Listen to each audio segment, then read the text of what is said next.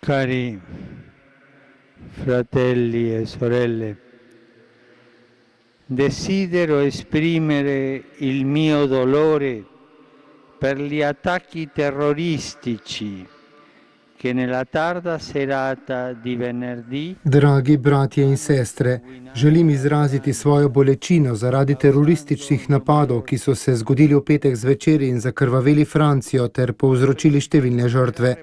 Predsedniku Republike Francije in vsem državljanom izrekam svoje globoko sožalje.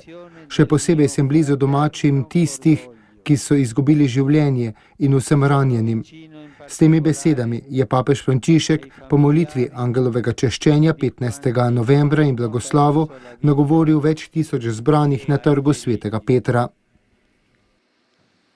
Tanta barbarie ci lascia sgomenti e ci si chiede come possa il cuore dell'uomo ideare e realizzare eventi così orribili che hanno sconvolto non solo la Francia. Takšno zverinstvo nas navdane s tesnobo in se sprašujemo, kako se lahko v človekovem srcu porodijo in udejanjajo tako strašni dogodki, ki so pretresli ne samo Francijo, ampak v svet.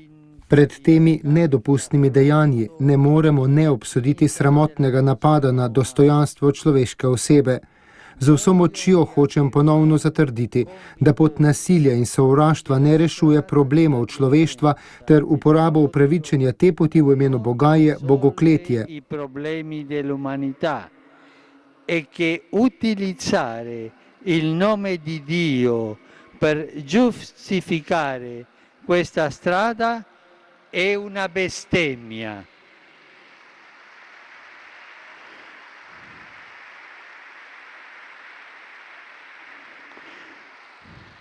Vi invito ad unirvi alla mia preghiera. Affidiamo alla misericordia di Dio. Vabim vas, da se mi pridružite v molitvi. Izročimo Božjemu usmiljenju nemočne žrtve te tragedije. Devica Marija, mati usmiljenja, prebudi v srcih vseh razumne misli in miroljubne namene. Njo prosimo naj varuje in bedi nad dragim francoskim narodom, prvim otrokom cerkve, nad Evropo in nad vsem svetom. Sulla cara nazione francese, la prima figlia della Chiesa, sull'Europa e sul mondo intero.